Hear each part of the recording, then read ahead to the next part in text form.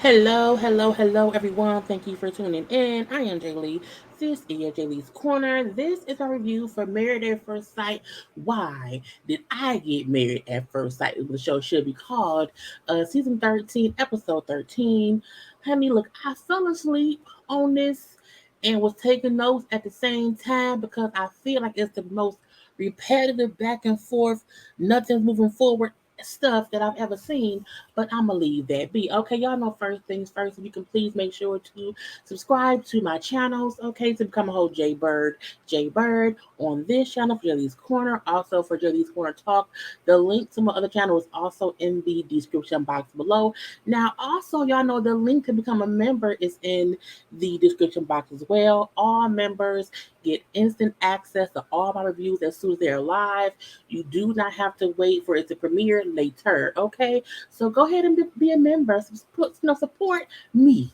Please and thank you. Okay. Do not forget to also like the video, comments in the comment section. You can share the video on your social media by hitting the share button to relax, to relate, to release, to center yourself and everyone around you.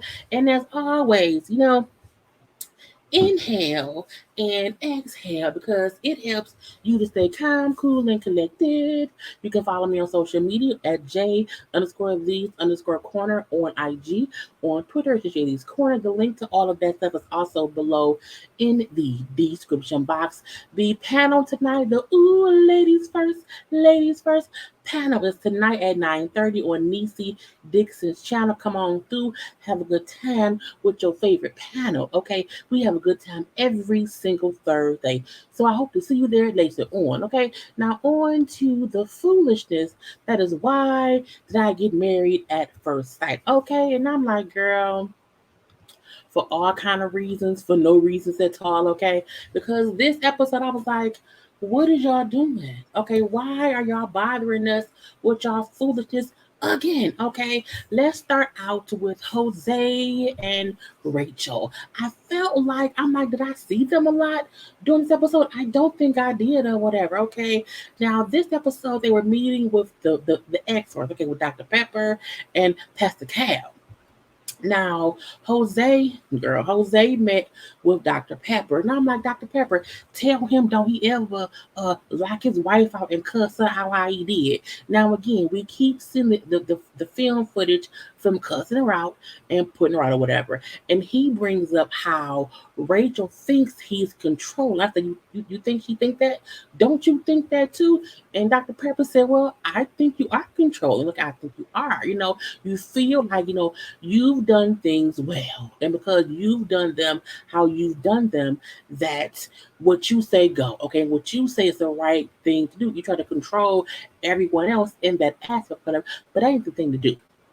You should not do that, okay? You need to respect your partner and how they see things and how they do things versus how you have already figured things out. Meaning you don't know everything, Jose.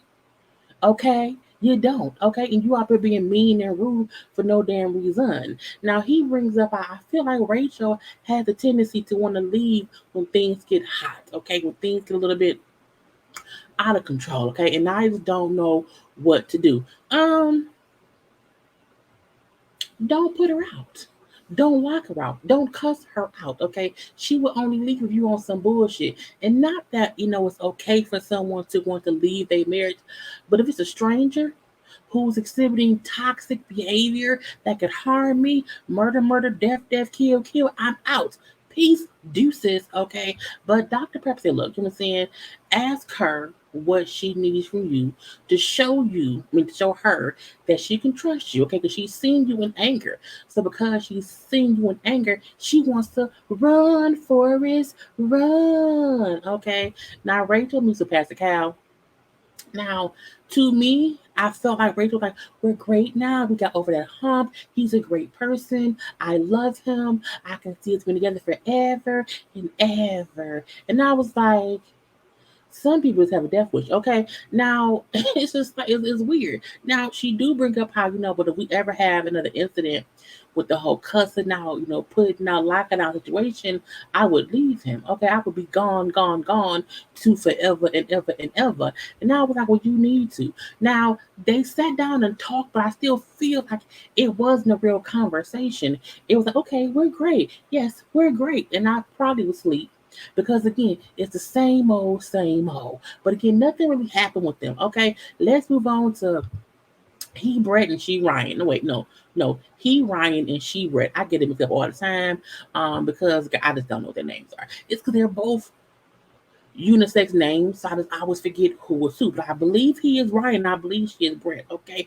now, Ryan meets with Pastor Cal. No, Brett did because she met with Pastor Cal. He met with Dr. Pepper. Is what I remember. Okay, I think I wrote their names differently on my notes.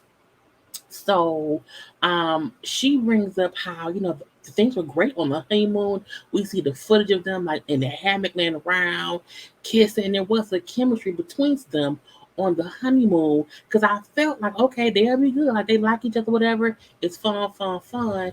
And then they got home and things just. I'm not sure what it. And then they got home and things. This is my shirt, y'all. I'm gonna shut up and eat my pickle. Okay, get one on my Teespring site because sometimes I can shut up, eat a pickle. But seeing them getting along and having a good time on the honeymoon, but then knowing they came to the house and came home and things got weird, it's like, what happened? And she like, I don't know what happened. I don't know what the issue is or whatever, but it's just different. And so Patrick Cow say, ask him, when did you decide that we wouldn't work? When did you like what happened to get you to the point to start acting differently than when you were on the honeymoon? And in the beginning of the episode, we seen him showing us the room, like our room. It's messy. It was really messy. It's like she just takes stuff off and leave it wherever, and she may not have ever cleaned up the room. I'm not sure, but I was like, that's it's weird that it's that messy considering she's on television. I'm like, don't you know people don't see that? That's not normal. But I'm gonna leave that be. Now when he talked to Dr. Pepper, she do ask him what was the turning point, that made y'all be different or whatever. And he said, well, after we met with Dr. Viviana, okay, and we were discussing our feelings or whatever, I'm saying, but I really didn't have any or whatever. And, my feeling at the point in time was this ain't gonna work. Okay. And that's how I felt or whatever. And then um she told him, it seems like you've been keeping a checklist of things that you don't like. And you have not been saying what you don't like. You just been keeping it inside. And so you have more and more been checking out because of things you don't like, but you're not communicating that to her. And so you have this build up in your head, and that's why you can't get past not liking her because this little these check things that you I don't like this, I don't like that, I don't like that, but you're not talking about it. He ain't ready. Why? Who booked him on the show? Who did it? Who did it? What for? Why? Okay. Now she like you need to at least try to make this work to communicate what you feeling to her so that hopefully y'all can get somewhere else. Now he say out his mouth, I'm gonna try and put forth an effort, okay, to make this marriage work. I was like, if you say so. Now when they meet up to discuss the conversation that they had with both Dr. Pepper and Pastor Cal, he admits how he's been holding back saying things to not hurt her feelings. I'm like, he probably don't want to tell her, you messy as fuck. Okay, the house is dirty because you. He probably don't want to say that because it would probably hurt. Okay, but he's like, I'm willing to try to make this thing work or whatever. So, let's do that. He then says, what did y'all discuss? Okay, did they give you anything, a tidbit? Because each person know you're giving some kind of tidbit on what to come and talk about to try to fix whatever could be hindering the relationship. She act like, oh no, they didn't really say much. You know what I'm saying? This some general stuff. Like I'm like, they told you to ask him what made him stop liking you or what made him start acting differently, and you gonna act like they didn't say shit. I'm like, so now you're the one not helping because this is the perfect time for you to. But you know what? She been doing that shit. Every time he shut down and act like he don't like her, she never asked the question or put the envelope to, what is your problem, Ryan? What is your problem? So now y'all need to stop fucking with us and wasting our time, okay? Because the show do not need to be 2 hours if we get rid of the dead weight.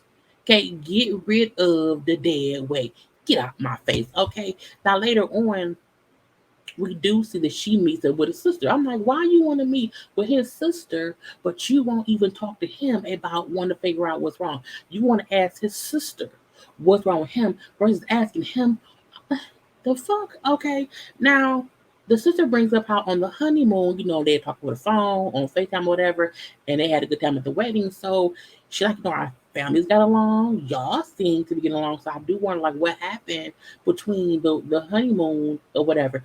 She's like, I don't know. Like, the honeymoon was great, but once we got back, in town, it's like he just changed. Okay. I don't know what happened or whatever. The sister then say, knowing my brother, knowing him, I wonder once he got back home, he focused on something in the past. Okay. Because knowing him, it makes me think that he's distracted with something or someone. Okay. Because he was so focused on the honeymoon. I was looking like, is Ryan cheating on the wife he don't like? Girl, it makes sense because she's right. The way he was on the honeymoon is not how he is here, and he's a different person, okay? And he is just not interested in her. And she also brought up how, I know I'm not his type, but he ain't my type either. So, what's the beef? I was like, girl, not you. Anyway, let's move on to Johnny and Bow. Okay.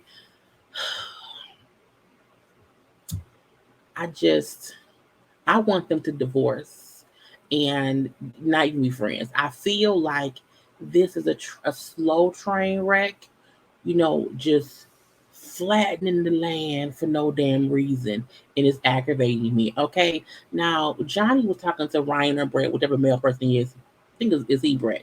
Um, but talking to the dude or whatever. And I'm like, this is the wrong man to talk to about your Ichigo because he don't like his wife. So you should not go to somebody who don't like their own wife to discuss the reasons you don't like your wife. You should have went to either Gil or even Jose. Because Jose's a fucking idiot and a crazy psycho. He still kind of gives good advice as far as, being with somebody. I choose Gil more than anything else. But again, anybody except Zach and or he Brett or she Ryan, because I don't think what his name is. But again, he realized he may not have been the best person to talk to, so he goes home to talk to Bow. Okay, he bring up how we keep fussing. Okay, we keep fussing because I figured it out. It's because we have no trust, there is no communication, and there was no solid friendship. That's usually the foundation of a marriage. I was like, that's such a fucked up thing to say. Cause think about this. Johnny knows Bob. He at least has a whole background information on her. Like the other people are really strangers. You have a whole backdoor connection because y'all knew each other in college. So if you just said there is no friendship to build this foundation on, y'all to me would have had the closest to a friendship because y'all were friendly beforehand or whatever. Not like, dude, and not only that, but for him to act like, I wish we had a deeper connection. You came on a show to marry a stranger. Okay, and for him to make it seem like, okay, I thought I was marrying a stranger, but I got you. I was like, what is wrong with you? Okay, it's like you wanted to know everything was gonna be built on what if she was a stranger, what would have been built on then? So he's stupid. Okay. Now Bao disagrees with him and feel like you can't go into a marriage thinking about y'all being great friends because that won't help you grow in intimacy. And I kind of disagree about. I do think, well, no, I get what she meant. I think she may have worded it differently or whatever, but you should absolutely try to have a friendship with your spouse because you want to like them, okay? But I don't think the purpose is to first build a friendship with them. You do need to have a connection as husband and wife, okay? To me, okay, to me. And she feel like him saying we were trying to get that spark back or whatever, but now things feel less intimate because you want to hold back on us being intimate and having intimacy to build this fucking friendship as if we're friends and we're husband and wife. And I don't get it, okay? Now, Johnny, like, look, The reason I want to pull back from intimacy because I don't feel anything from being intimate with you. I was like, Johnny be saying the worst shit to Bao. And Bao, you can just see her like just being deflated when I'm like, who tells someone I don't want to be intimate with you because I don't feel anything from it? Meaning I don't have an emotional friendship connection to you. So fucking you with it's no purpose in it. Okay. And he's like, it's like I'm just going through the motion when I'm intimate with you and I don't want that. So we like, for me, we need you. I'm like, for you, Johnny, for you, you want to slow things down with your wife. I was like, and Bao brings up how, we've had intimacy, before. Like he's attracted to me. We've seen him be completely turned on by me. And we see those things. So Johnny's full of shit. Okay? He's full of shit and he's making me mad. Why is Johnny on this damn show? Okay. And Bao, like, look, you're trying to force me to be okay with what you want and do things your way and go with your flow as if we both not in this shit. It's you and me. It's us. Okay? It is us. And I'm like, it is. Okay, it is. But Johnny then gets upset that Bao doesn't agree with his point. I'm like, how you upset about a conversation you brought up and you just mad because she won't follow your fucking lead? Johnny's a child. He's a toddler. Okay? He gets up and upset. Me. I'm like, where'd you going, Johnny? Where the fuck are you going? Okay?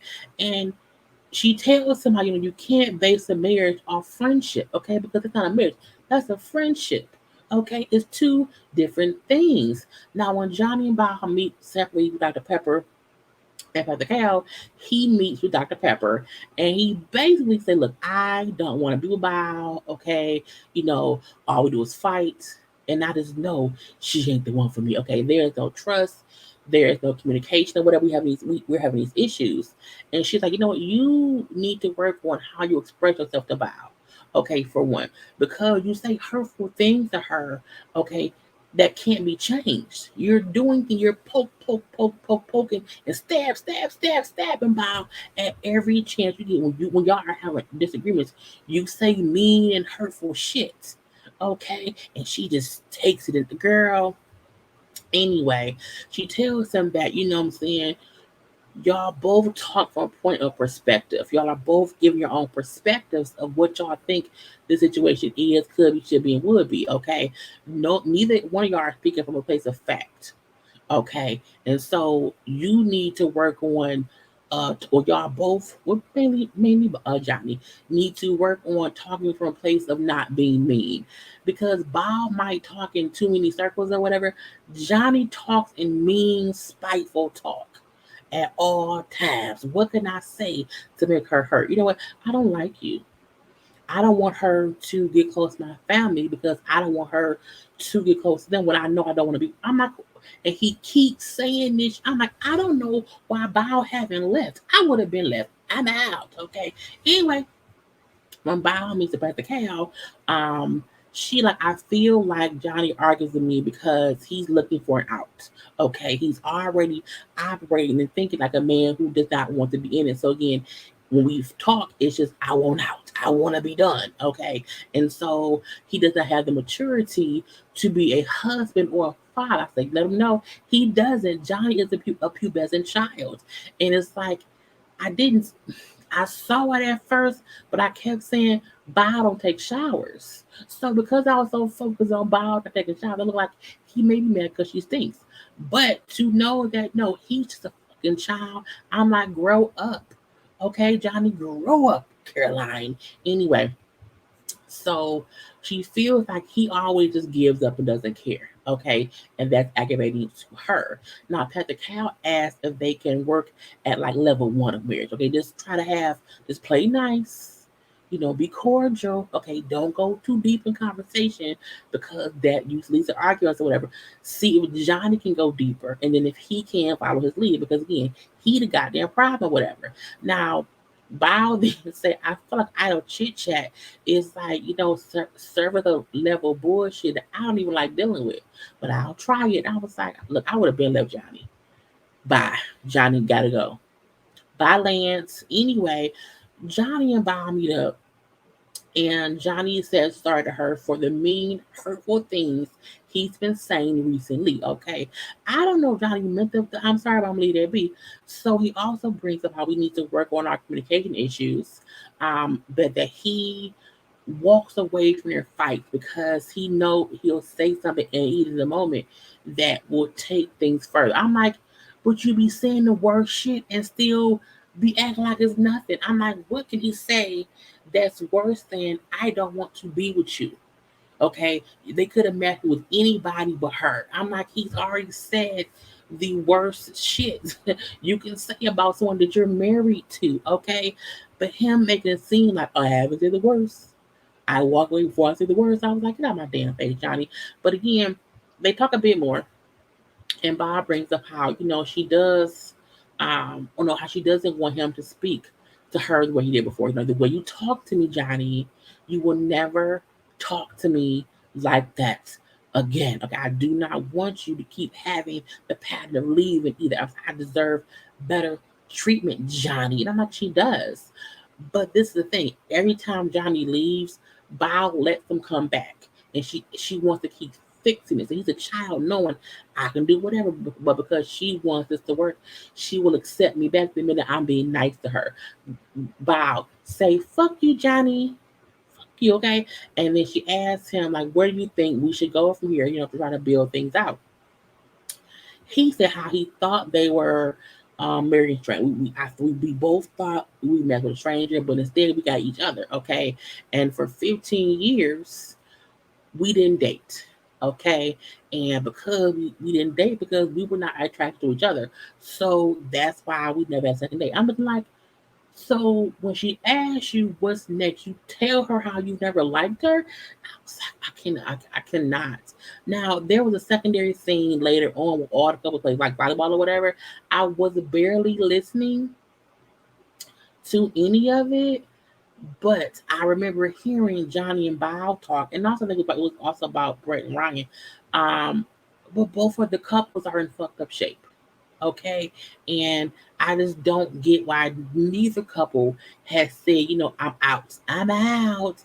Anyway, let's go on to Gil and Myrla, who seem to be just great. Okay, they kissing and hugging and hugging and kissing.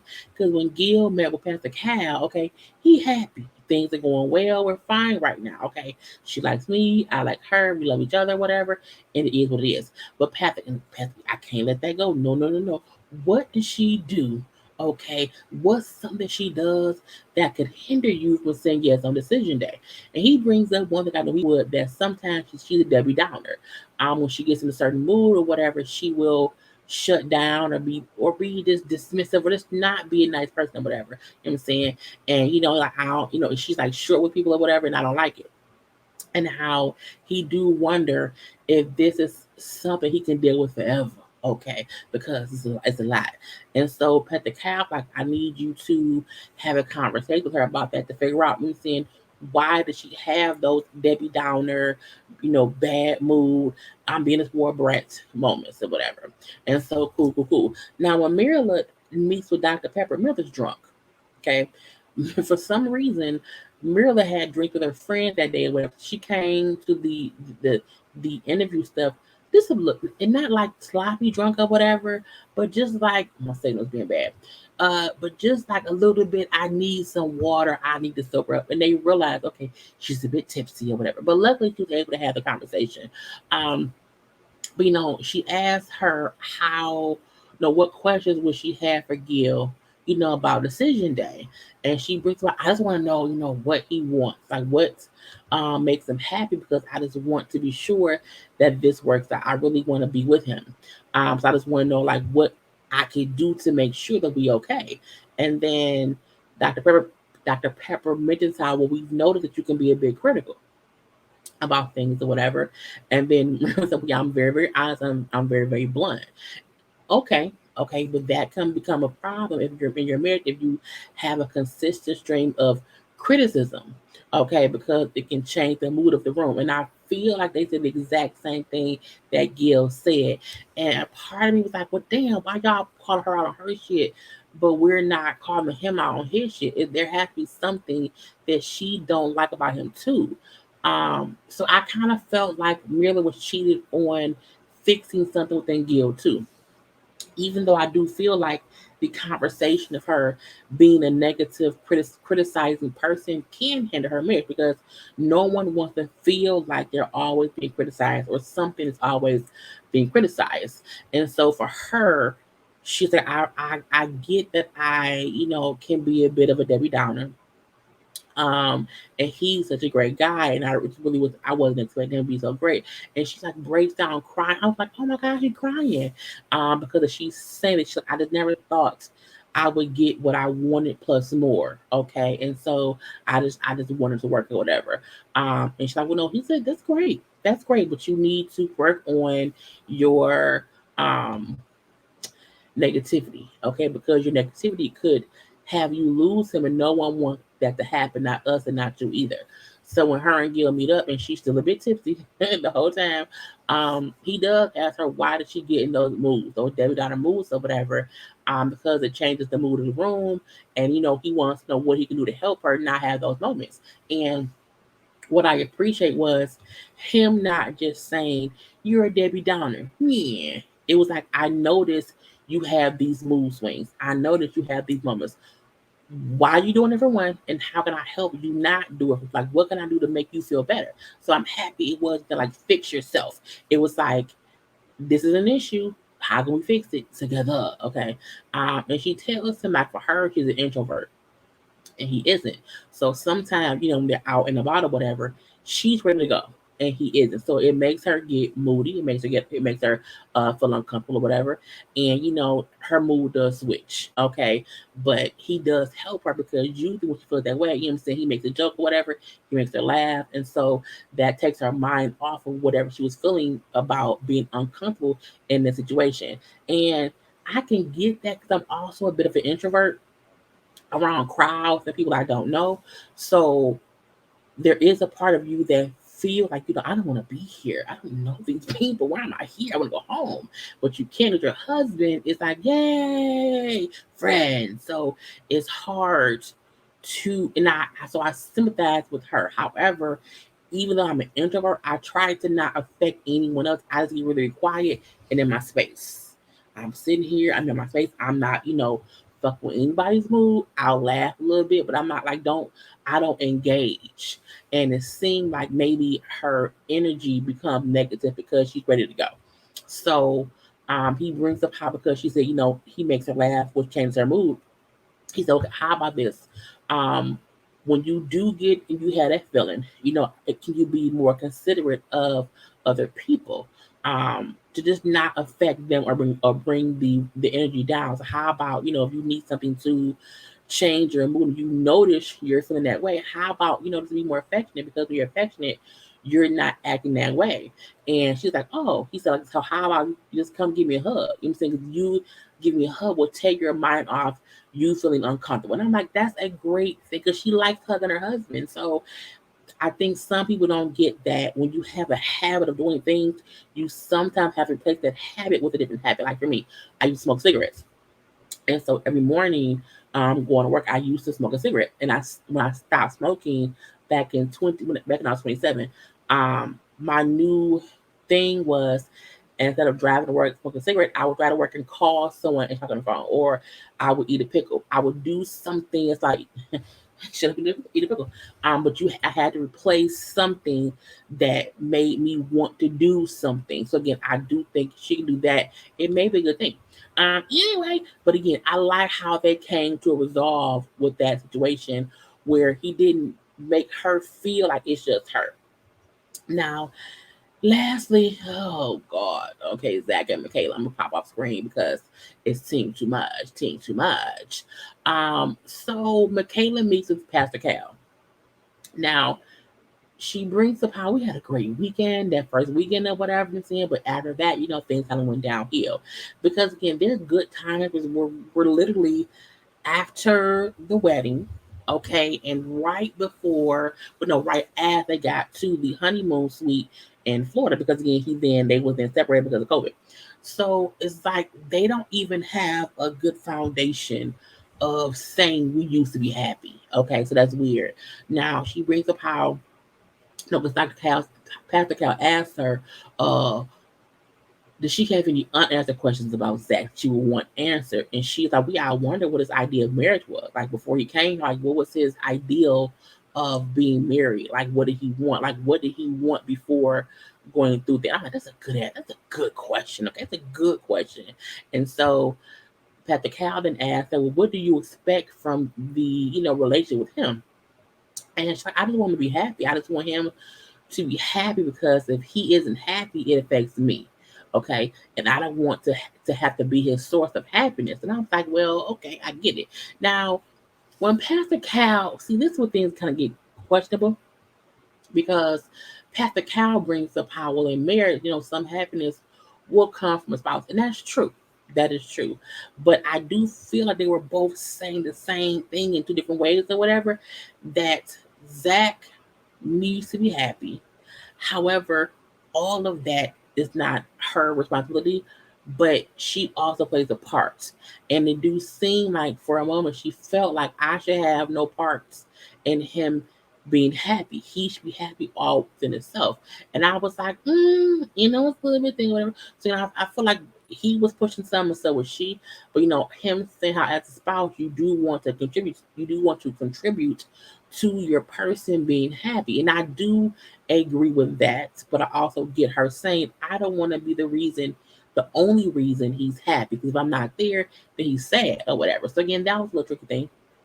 So she brings about I've seen Happy Zach, okay, and he's a great person, whatever. But I've also seen not so happy Zach, okay. I've seen them both, and I don't know what's going on with him and why he's in a funk and why he's unhappy. But again, I don't want to be the source that he has to pull his happiness from or whatever. And then he asked, well, like, do you want to figure out a safe space for Zach to be happy again? And she said, well, yeah, I do or whatever. And so, fine, fine, fine. Now, when Zach talks to Dr. Pepper, I'm like, Zach is too emotional sometimes, okay? I just feel like he gets emotional, and I'm not sure the reason all the time. You know what I'm saying? Like, I'm like, are you really being emotional, or are you looking for something? I don't know. Now, he brings up how, we've had some issues, okay? And, we're working through them or whatever. But at the same time, he wonders, is it meant to be? Like, were we meant to be? And Dr. Pepper to me said it works. Like, some things are not about being meant to be. Some things are just, our opportunities, of what could be. And I felt like when he had said before that he didn't see a future with her, but he don't know what's gonna happen. I'm like, it kind of mean the same thing, but not. But I do feel like he can't make it seem like, okay, this is either meant to be or it isn't. It's like, no, it is what you make it. If you feel like it's not meant to be, you would keep attracting shit that's not meant to be. And so she explained, like, we picked her because we thought, she's someone you'd be good with. Okay, but we need you to be out here trying to actively make it work or whatever. And so what would you want to ask on decision day? And he said, well, I just want us to keep dating. I want us to keep dating, keep it, like, for the past 2 weeks, things have been good. And so I was like, well, I guess that's good. But I need y'all to like the video. Go ahead and like the video.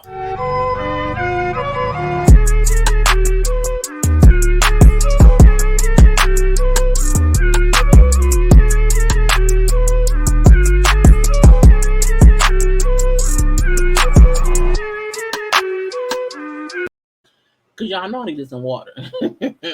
Anyway, yeah, so Zach brings up how he wants to continue to date her and, get to know her or whatever, because, he's open to their future. And I'm like, I don't believe that. I don't, okay? But she do say, like, okay, fine, we have to figure out how you can make her feel more secure in marriage, okay? Because again, she feel like you're gonna keep leaving. He said, I get it. I do want her to feel comfortable or whatever, but I don't want her to feel like I'm gonna leave, but you keep leaving or whatever. He said, maybe I feel like when we argue, I don't ask the right questions, so we fussing or whatever, and because I'm not saying the right things, it can make her feel some way. Now when he started crying, I'm like, why is he crying? What is going on? Okay, and he gets into the conversation of how he feel like he always wants things to be perfect, because he wants things to be perfect or whatever. He feel like things aren't good enough, and so he then pushes that energy onto Michaela. And so because of his fucked up ways or whatever, he like things end up getting more messy. I'm like, well, stop thinking that way, bruh. Just calm down. Okay, calm down. Now, when they both meet up to discuss their meetings or whatever, he admits how he ruins things based on him thinking things to be perfect.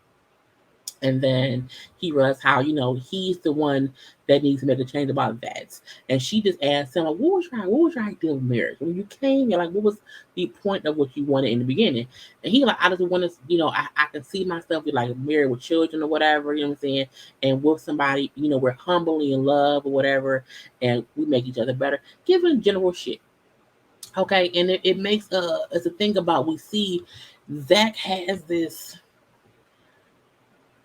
movie, cartoon, TV show ideal of love and marriage, and he don't get that. Sometimes it's hard, and it's hard when you're with somebody you know. It's even harder when you're with someone you do not know.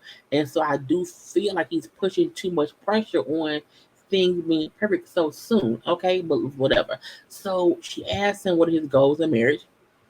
He said for us to keep getting to know each other because I want this to work. And I was like, if you say so. Now she like, "Well, okay, I get that or whatever, but I still think my guard is up with you. So, there's that. And he said, what can I do to make you not to make you feel more confident in our marriage to kind of put a guard down? And I'm like, don't say that. And he, she's like, I just need your actions. Because I need your action to show me that you're fully vested. I'm like, I don't think he's vested. I don't. 'Cause it just feels like he know he's not emotionally attached enough to want to fully try, and I really just want him to be better. Okay. But whatever. So we do see after hanging out with all the couples, they had like a little, I guess, a tiff or whatever, and she decided that she wants them to sleep in separate rooms. And I was like, don't do this. Okay, my sister's gonna be separate. She wants them to sleep in separate rooms. And he isn't okay with that. I'm like, why? It's like, but y'all in the same house. It's the weirdest shit. Well, it was weird. Well, she has a right to say, we both said that we would both say no on decision day if that was the day. So we feel right now we would not say yes. Why should we keep sharing a bed in the room? I'm like, she has the right to feel that way. Okay, you cannot make it seem like y'all should still share a bed. He still wants some cooch. Um, for him, he like we're having a good time. We're still building. You know what I'm saying? She's like, but we be fussing too. Like things are not great right now. You know what I'm saying? They're not horrible, but they're not great. So why should we sleep in the same room when we both feel like right now that we know we will say no? And so he's pissed about that, whatever. And then say 30 minutes later, she says Zach won't talk to her. Okay. And he done told her that he's gonna go back to his house because if she wants him to sleep in the other room, he'd rather sleep in his own bed in his own house. I was like, Zach is on some bullshit again. They're telling Zach to not make her feel like he gonna leave. And the minute y'all fuss and you don't just agree with her actions or what she wants, you leave. It's dumb. We then see the following day he's on video with his brothers or whatever. He like we had a little tiff, okay, and then I left, and she was okay with me leaving. She said she was okay with me going to my house to get some rest or whatever. She then texts me an hour later, and then she said that she's going to fully move out the following morning, okay? And because if you are upset about us living in separate rooms, I'm going to fully move out this place and be done. I was like, and I feel like they're both at fault. I'm like, dude, you left the house again, okay? So I can't be upset that she's upset. However, her fully moving out to me don't make any sense either. And this, as he said, this is the second time she's moved out because he wasn't there. And I'm like, well, dude, stop leaving. If you stop leaving, she'll stop moving out. It's like they both to me are childish and petty. But when he said that she moved out and she took like the spices out of the cabinets, I said, "Oh, he's upset." Okay, because you leave and you have to leave and take shit they need. Okay, take all the spoons. Okay, leave the coffee cups no filters or whatever. Like you have to do petty shit like that. So, he's like, it's crazy that she would fully move out. Now, when a brother called her childish, I was like, bruh, your brother is childish too, because he also left. Now she may have stepped up her petty game higher than him, but he did something that she then reacted to. But his point was, that's my thing. I'll do something that her reaction to me is too much. They are, girl, I can't with them because they both are doing dumb shit. It's not his fault. It's not her fault. It's y'all fault. It's y'all fault. Okay, get out my face. Anyway, I'm done. Okay, that was the whole episode. I hope you all enjoyed. Okay, I will be back later, but not later. Well, I may be back for other reviews today. But we will see y'all tonight on the Ooh Ladies First panel. That is on Niecy Dixon's channel. And so I will talk to y'all later. I will see you when I see you. Peace.